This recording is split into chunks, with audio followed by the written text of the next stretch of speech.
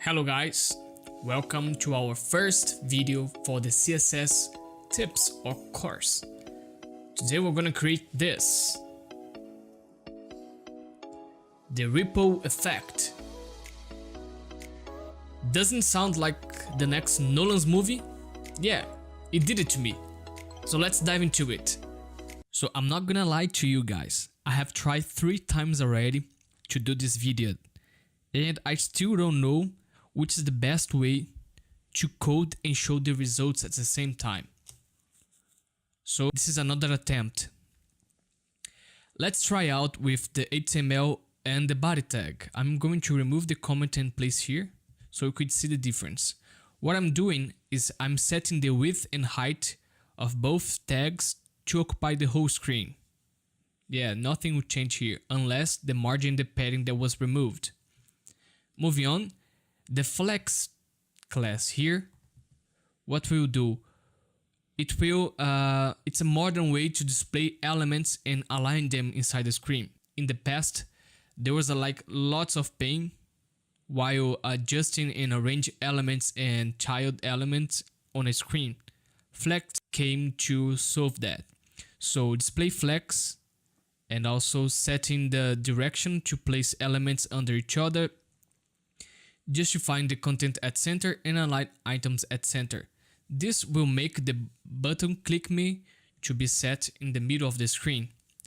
If you check the HTML, you can see that the flex will apply on the body and also on the section tag.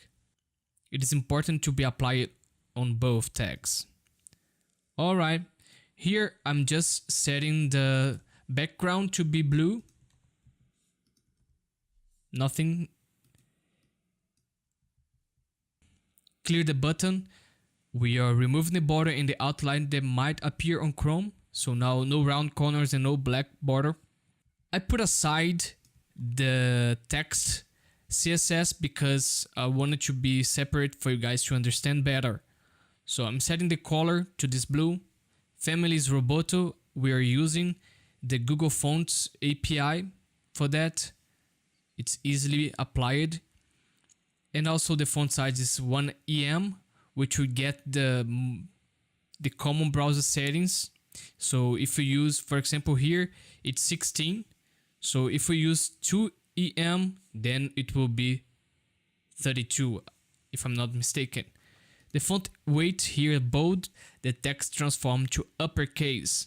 Yeah, let's scream a little bit. In your face, users. Next stuff is the material. Now the things start to get better. Remember to apply both class inside the button. And now the ID. So I'm setting the background white. The padding is 24 pixels, so we have more room. Here we are putting a border radius to the element, so it will be modern and kids won't hurt themselves. The box shadow to add a pseudo 3D effect on it. So if we refresh, you can see here. The background position center. So the circle, the ripple effect will start from the center. And I'm adding the transition to animate only the background at 0.8 seconds. Cursor, also its pointer. Yeah, the Mickey Mouse hand. And when we hover, what I'm doing, and I'm just changing the background settings. I refresh the page. There's this really light blue, if you can see it good. And also I have the ability to add 2 types of background on the same attribute. So on this other hand here, I'm creating the radial gradient. And later we're going to animate when we click.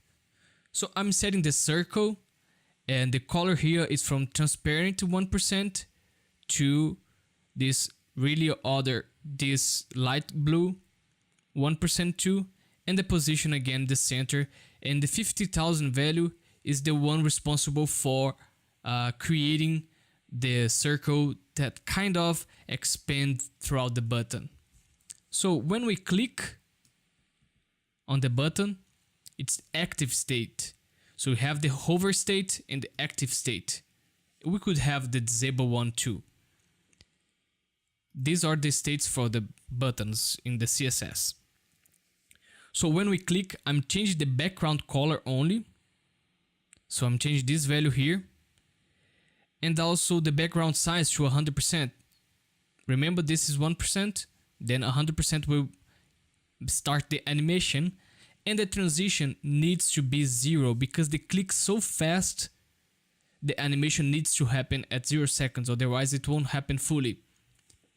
So this last value here is to animate the box shadow to give the idea that we just clicked on an element. So if we refresh the page, you can see that the button will have the effect and the box shadow reduced to 5 pixels will give this idea that we just clicked. Yes, click me, done. So I hope you guys understand.